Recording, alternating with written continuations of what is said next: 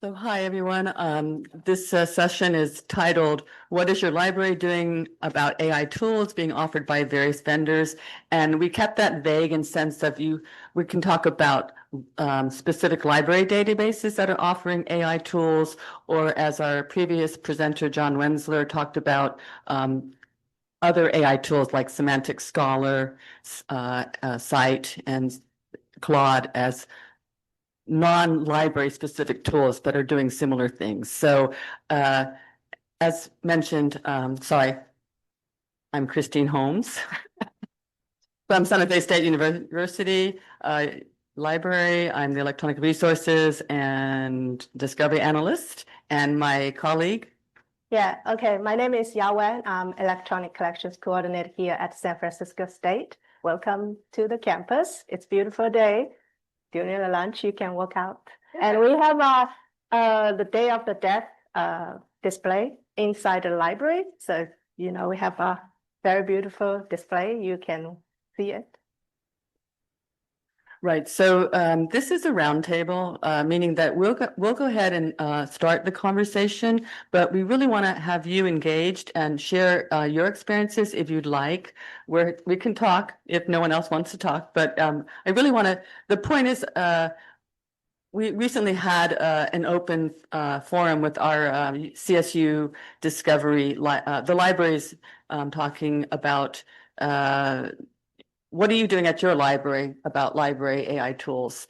And so we realized that everybody's sort of in the same boat right now.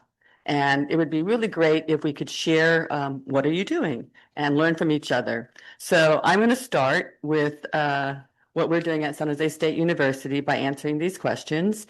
And again, they're just sort of, if you have other questions, feel free to bring them up. So first question is, do you have a rubric for deciding whether to enable or disable vendor AI tools? So sort of. I think you can see it's not the greatest. Let me scroll down here. Yeah. Sorry, it's small because I took an image because I was going to show you what we've been doing, but it's we keep revising it. But the idea is that sometime last October, I'm sure you, like we started receiving vendor emails, right? Hey, we have an AI tool in beta, yay for you. And so we started keeping a list of all those various vendors telling us that, JSTOR, Elsevier, who else? AP Images, Cabel's, EBSCO, and so forth. And just recently, so one of our questions is, have faculty or students reached out to you about AI tools? And yes, they have. So particularly, some of you know we have an AI librarian, and she has to field these questions in particular.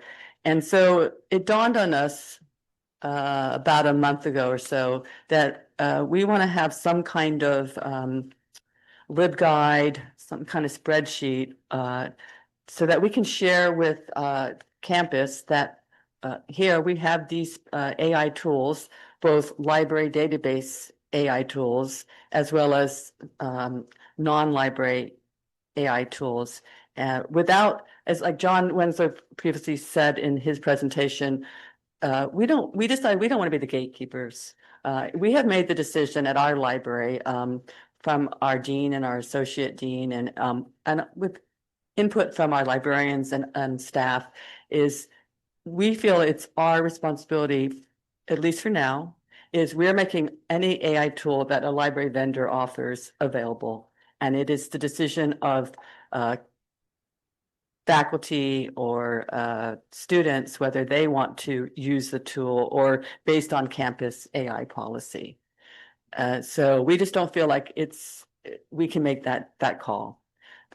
Particularly, we did receive something from a faculty, and we started to think about, okay, I like this tool, but he doesn't. And why is that? Because we're looking at it in different ways. And I might want to use this particular tool from eBook Central because I'm doing some kind of research analysis and I want to see how effective it is.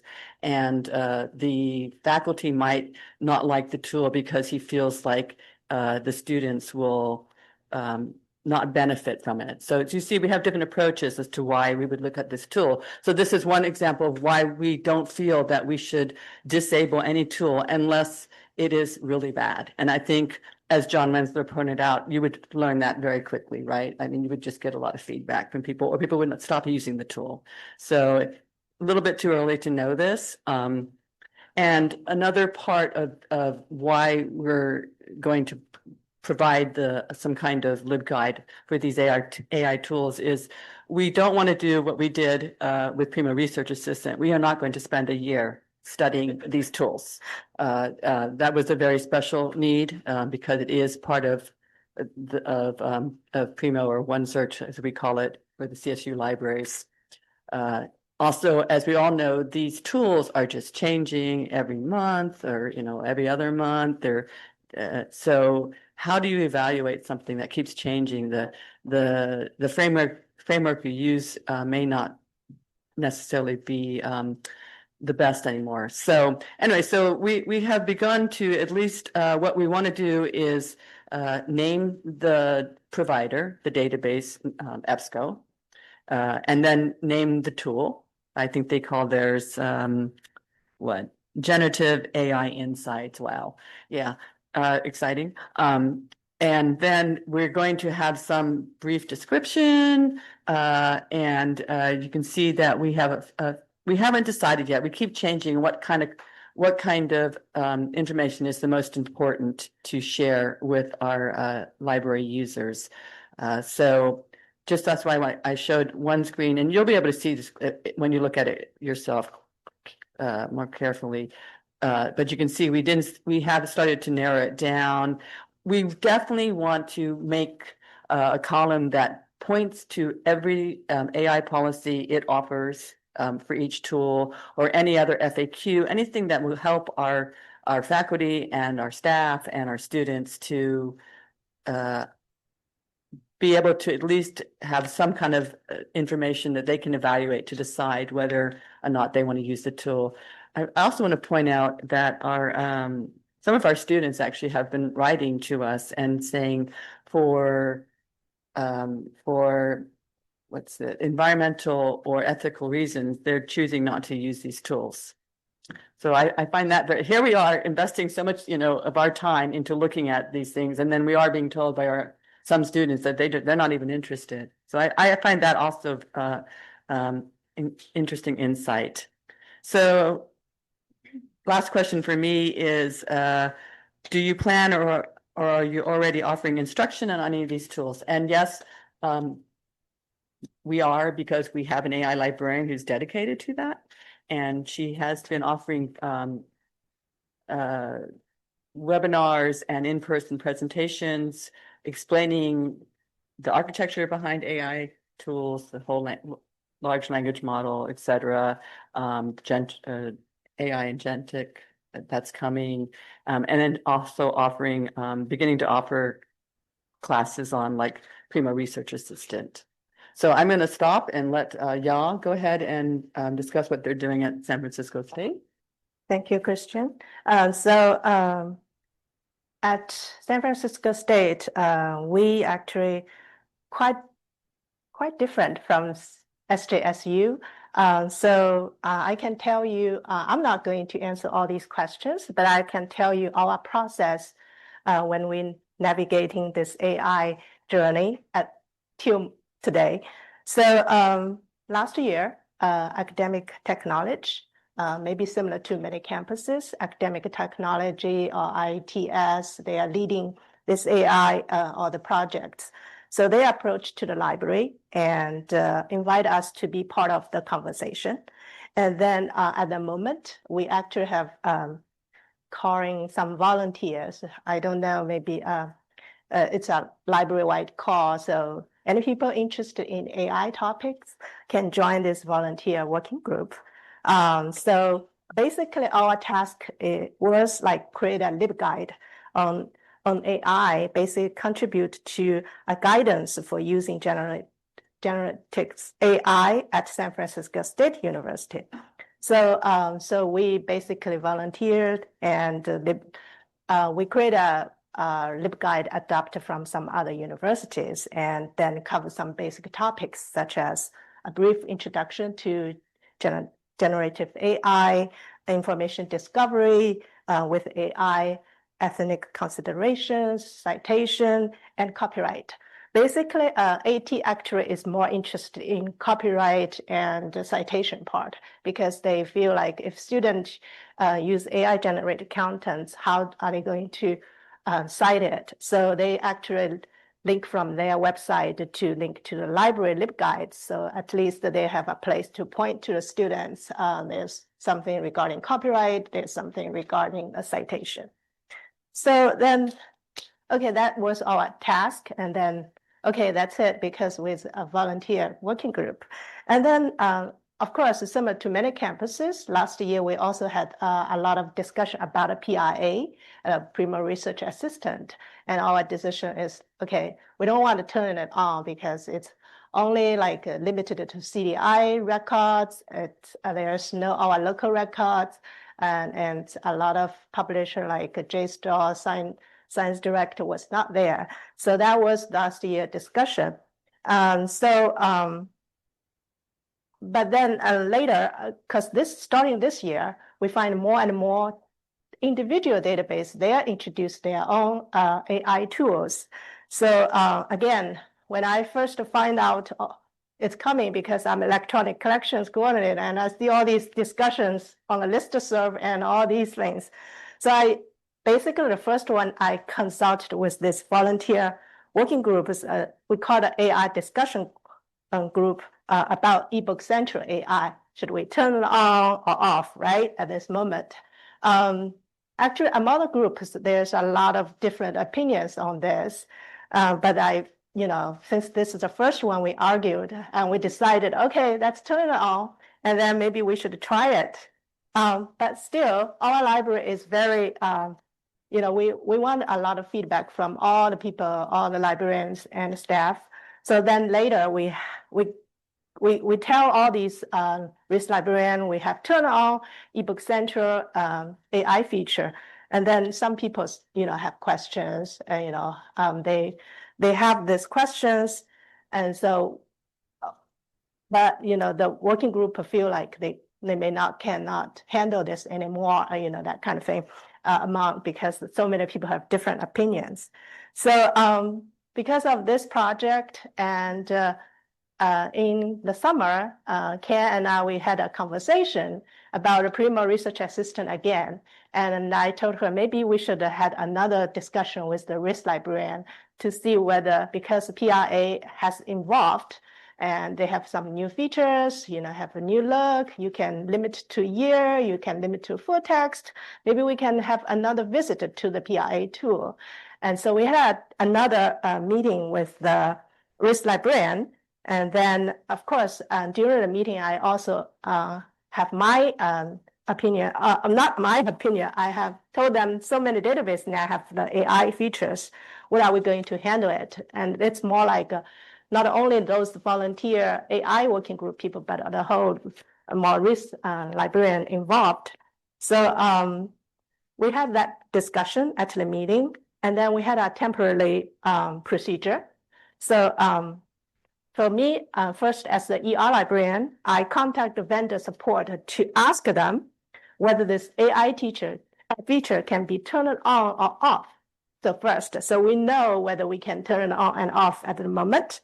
Then I give the librarian 1 month to try the AI feature because naturally all the database introduce the AI feature, they are automatically turn it on, right? So, okay, I give you a month to try it. And then if it's a subject-specific database, for example, if it's a more business database or more nursing database like Ovid, so I will turn on the subject liaison, and because they know their students and faculty better, they know their discipline better, so they can decide whether we will leave this AI feature on or off. And then if it is a database like across the different disciplines, and I will ask all the risk librarians, you can vote yes and no. I give you a Qualtrics survey at the end of 1 month trial, and then you can vote yes or no. And of course, I don't know whether it's true across the library or not, but in our libraries, a lot of no's. So we have turned off a lot of AI features. Example like EBSCO AI Insights, they off, and then JSTOR off.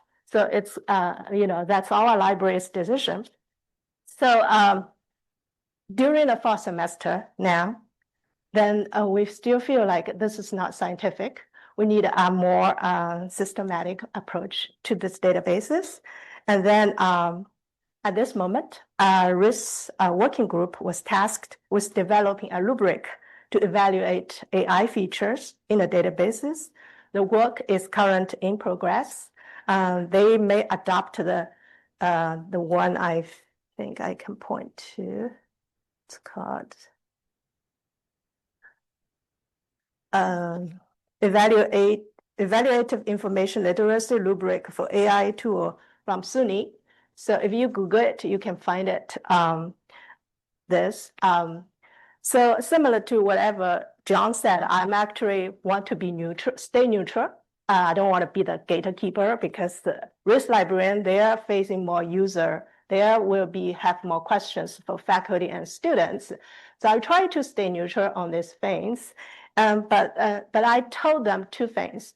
Don't forget, we have a lot of copyright things regarding all the databases, but we don't know whether students copy a paragraph of whatever from the database. It's violated copyright, but what if they put it on the ChatGPT or something and then have some summary or whatever, that kind of thing. So in some way, if let the database vendor to control their own content, to protect their copyrighted stuff, they are developing their tools. Maybe it's a good way, that we can trust them to some degree. So that's one thing. So regarding copyright, the other thing I was tell them, it's not similar to PRA. We have a testing view, and then you have a live view. So for the databases, if you turn it off, it's off. A lot of things. They don't have a testing view for you to test again. So if the database tool has evolved, you may not notice, or maybe they have improved, but we lose that opportunity to catch up with their development. And then I think this may be the two reasons, the risk librarian, they will again go back to look at all these database AI features. So one good thing about EBSCO is you can create a testing view, right, with EBSCO things. So I think at this moment, they are going to use EBSCO Insights, the testing view, to use this, the evaluation information literacy rubric for AI tools, testing it, and then see whether we can develop some of our own rubric, and then we will continue maybe apply, once we have some conclusion, maybe more scientific rubric, then we can adopt that, maybe go back to look at some database. We already turned it off, but maybe something we can go back and turn it on for this. So that's what I'm covering the process. So Christian and I, we talked about this. We feel like, we're still at the, it's such a AI moments, right? We want have this conversation with the more big community and to discuss. We want to learn from you guys, how does your library handle this situation? We want to learn from you. We want to have this conversation.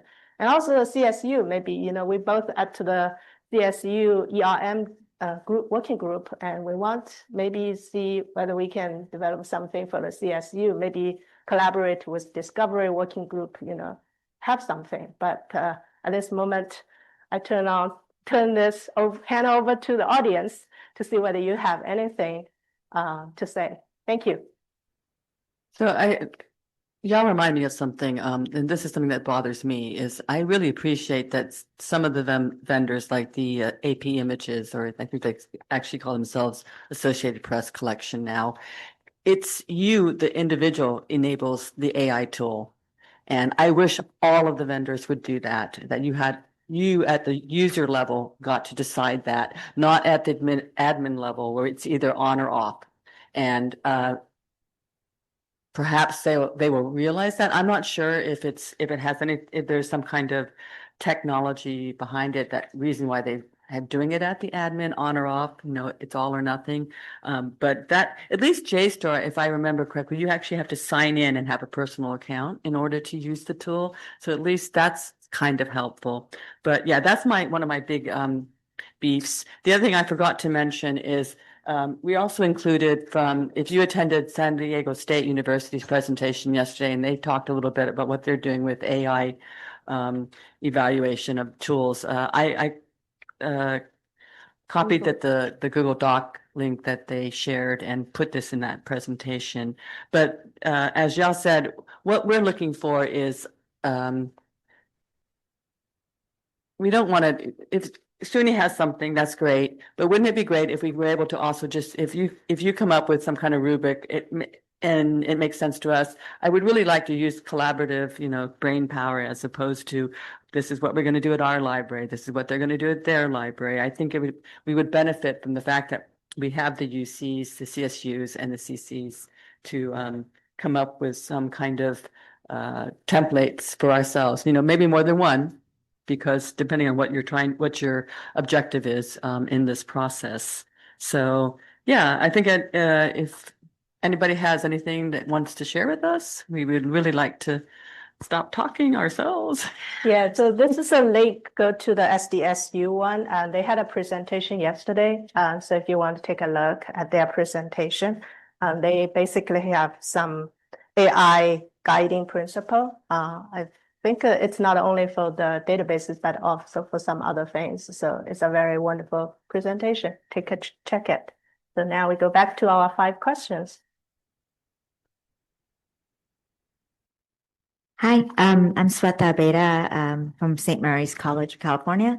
So we're a small college, we're not going to be the trailblazers in this by any means. And in fact, our ITS is turned off. Like we're a Google campus. They've turned off AI on Google. Like it's not even accessible through that route. Of course, everyone is using AI, and it's just like again like a wild west of AI at the moment. It's really kind of unorganized, but there's definitely caution. There's a working group that's been started to kind of evaluate AI, not necessarily in like a research tools, but like just in general AI tools on campus that we could possibly integrate. But we're like taking that cautious route for sure. The librarians use it. We actually talk to, when we teach classes, we talk to students about AI. We're really upfront about it. But Aaron Tay's Substack that John mentioned is really useful. In fact, he I think was the one that mentioned some issues with the lack of results in PRA. That was addressed like on a listserv, and then Ex Libris weighed in as well, where certain search terms were not coming up with any results because they were just, the filtering was really strong. So, we're definitely kind of staying ahead of it, but nothing enabled yet. We only have PRA enabled on our test server in Primo at the moment. So just cautiously. No, I'm sure a lot of libraries feel that way. I mean, in the last year, we're so bombarded with AI in the news every single day, and it sounds like it's some kind of horrible thing that's going to come after you and so forth. But you also remind me of something. Hopefully, I didn't lose my thought here. Oh, yes. I recall this webinar I attended, and I honestly I can't remember. It was a librarian on the East Coast in a small college, and she started immediately in her library instruction with her students. She wanted to have them sit there side by side. Okay, we're going to look at this, I don't know, EBSCO database before they had their AI tool, and do some, here's the research question, and then let's look at this AI tool, whatever, Gemini, Perplexity, who cares? So the point is that she wanted them to be able to, in her mind, then she was, this was critical thinking and so forth, and good strategies to understand what tool should you be using to answer your research question. So, and that, I thought that was wonderful, just because I think there is some fear that, don't use this tool because it's bad. And well, let's actually work together and see if that's true. So, yeah. Would anybody else? Oh, great. Is it on? Yeah. Jeff Carlson, Sacramento City College. So the gatekeeping frame has come up a few times, and that's a very powerful and persuasive, frame that will push us, because we don't want to gatekeep generally, right? To enable all of these tools. There's another available frame, which is user experience or usability. Many of these tools introduce additional interface elements that will push students, towards them, which then gives us the responsibility to, or may give us the responsibility to evaluate whether the additional clutter that they introduce is paying off, right? So for instance, the EBSCO insights may simply duplicate the abstract that the student would otherwise encounter, or as we heard in the previous presentation, might introduce conclusions or insights that are not valid. The way that Ex Libris rolled out the research assistant, the Primo research assistant, was to make it very prominent in the interface, right? Like it's a big, call to use it. So if that doesn't pay off, perhaps we are, not doing our jobs in user experience by enabling it. It's just another frame. And so we don't have a rubric, but we've been using that. So, there are certain things we haven't enabled, like those two I mentioned. On the other hand, we looked at the natural language search from EBSCO and thought that it actually solved a very long-standing problem that students have all the time of not understanding how to form a search query. We're going to make that actually the default as of next week and see how that goes. So for us, it's about kind of our evaluation of utility to the student with user experience in mind. Thank you, Jeff. I think that's a very good comment about user experience. So I think Jeff reminded me something. So for all our EBSCO insights, the testing view, I also turned on the natural language search. And I also want to remind everybody when Primo and DE come out, the natural language search can be one of the options you can took. So at this moment, PRA is still like, okay, use this translate to Boolean search, right? But the natural language is all come out, whether it, as Jeff observed, if it's more better for the user in terms of user experience, whether we should turn it on or off. So I feel at this time is a really critical time, especially for research and instructional librarian, have to keep up with this kind of trends and testing. And I have a comparison. Remember when a few years ago, when Google Scholar came out, everybody worried like, okay, our library will lose the ground because Google Scholar will take everything. And then later, the library world, they developed this web scale discovery tool, like Primo VE at this moment, to basically, complement with Google Scholar. It's so that's our complement tool. So there's a Google Scholar, there is the Primo things can do the similar search. So we still have attract a lot of users to use our resources. Maybe the AI time is the very similar time. If we can keep up with all these tools, and then even there's a lot of tool outside, maybe we have, as a library, we still have a tool can satisfy our user needs and still without losing the battle in this AI world. Thank you. I was just going to quickly say that, yeah, the EBSCO natural language is pretty impressive, right? And they also solved the problem of, I believe you can see don't they have a little feature that you can then see what you actually did, right? So I think they got on top of it pretty quickly, right? So, and yeah, and definitely our librarians were impressed by it. We're still actually, it's not our default right now, but I think it's being considered. So there was another, So kind of, turn it on. so.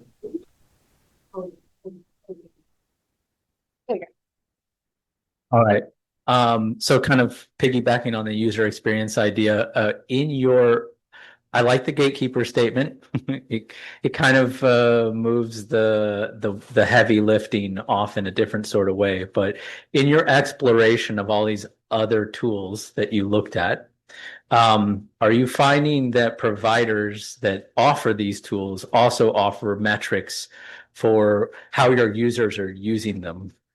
Is this a conversation that is all going around? Because we are sort of dealing with open market craziness right now, right? And it's a beautiful thing, but if we think back many years, right, we could make a comparison to say VHS versus beta formats.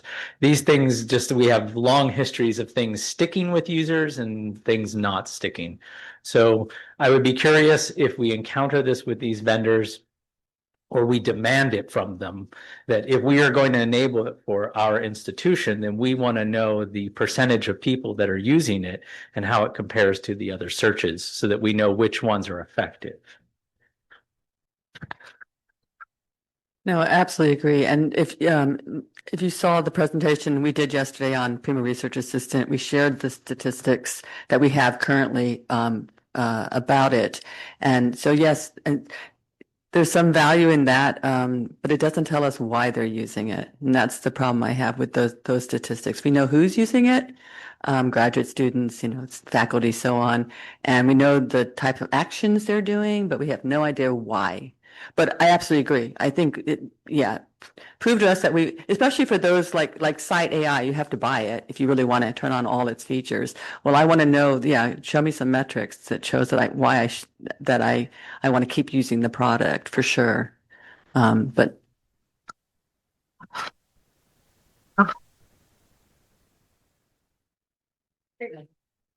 Hi, I'm Liz Hickok at San Jose City College.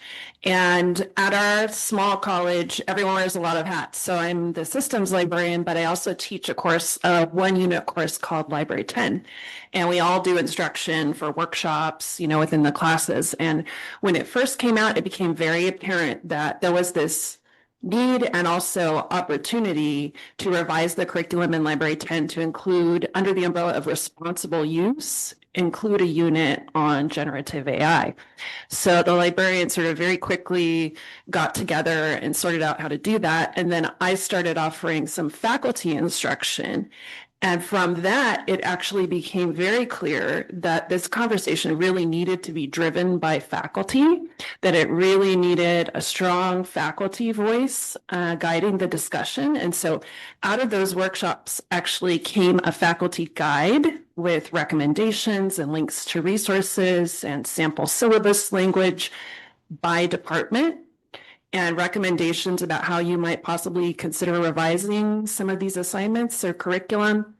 And from that, I partnered with another instructor in the computer science instruction in CE, and we founded and formed an academic senate committee for generative AI on campus. And so I think that, and now he is the new academic senate president, and I'm chairing the committee this year. So, thank you. But there's a lot of work to do. Right now, I think there's a lot of panic about agentic AI as the next big thing, and agentic AI being built into these browsers. So I feel like last year the conversation was more around turn it in and copy and paste. And but what I see coming is this general concern about academic integrity, bots basically taking students' classes for them. And I think that you know, there's a bigger conversation that I think needs to happen, but I think that I'm taking away from this conference has been so helpful for me because I'm taking back all of these rubrics that everyone's sharing, and we don't have a rubric yet. We have a faculty guide, and our charge at the committee is really to make recommendations. And I know one of our targets this year is to add a rubric. So I really appreciate that everyone's sharing these resources so we can figure out both how to solve the problem within the library sphere and also within the larger academic conversation about academic integrity, both in terms of sort of what's there today for copy and paste and those very concerned English instructors, you know, for composition, but also just for academic integrity as a whole. This goes to how many people have seen students or faculty in tears over plagiarism concerns now, right? I like what you said, though, that I'm curious, like next year when we have this conference, what will be the conversation, right? A year out, what will we be discussing or focusing on? Will it be agentic AI or, you know, where are you now with your AI tools or whatever? But yeah, you also reminded me that I'm sure all of you on your campuses are still in the process of developing campus AI policy, and there's some already, you know, I'm sure covered that. And we always say in the library, we mentioned this yesterday with our Primo Research Assistant. It specifically says check with your faculty before using this tool. You know, make sure it's permitted, because I think right now the campus policy is it's at the instructor or faculty level. They get to decide whether or not to use the tool. It's class by class, so you have to check your syllabus. Yeah, I also agree. You know, the plagiarism is a big concern, big concern. But, you know, from our ER perspective, at least from copyright perspective, if the vendor developed their AI tool, we assume there is no copyright issue within this database, you know, if you use their tools. Of course, you know, whether these things can be used out, you know, in a classroom, that's up to the faculty. They can decide in their syllabus, you know, whether, you know, AI things. But I agree. But also we are in San Francisco, which called AI Hub, and also Christine from San Jose, Silicon Valley, you know. So I try to remind everybody the day before yesterday, or maybe Monday, I forgot. NVIDIA become past the $5 trillion, right, for their company values. I don't know where the world will go, but I do feel like the AI will getting more and more used in this society, whether you like it or not. And at yesterday's conference, the ex-libris was talking a lot about all the agents, right? Acquisition agent, cataloging agents, you know. It may also affect all the back-end processing, you know, special collections, you know, how the AI will, you know, help you to improve your work efficiency. So both back-end and front-end, there will be a lot of changes come to the library. So at least, I mean, I don't know, as the profession, library profession, I feel like we needed to keep up at least to some degree and stay a little bit, you know, things and involved in this conversation. I don't know, you know, for our profession, how, you know, where the profession will go to some degree. And I cannot see like 10 years. I already retire, but you know, but I feel like this is like a very interesting moment. Everybody needed to think about these AI things, and yeah, this is a lot of conversation. Maybe a different conversation next year. But thank you, everybody. You know, I really encourage you to think about it and talk about among yourselves. This is Elise at St. Mary's College. We are at the library level, we are developing an internal document on how librarians should conduct a library session and at the library reference desk. And one of the interesting thing that I personally is still trying to wrap my head around is that the librarians or the library staff at the reference desk given the liberty. Our purpose, like to, I don't know. We want to know, a lot of maybe UC community college, you know, you all have different perspectives on this, and we want to hear from you. All right. Thanks, everyone. Sorry, we've got a little computer outage here for those, but we'll be back on in a second.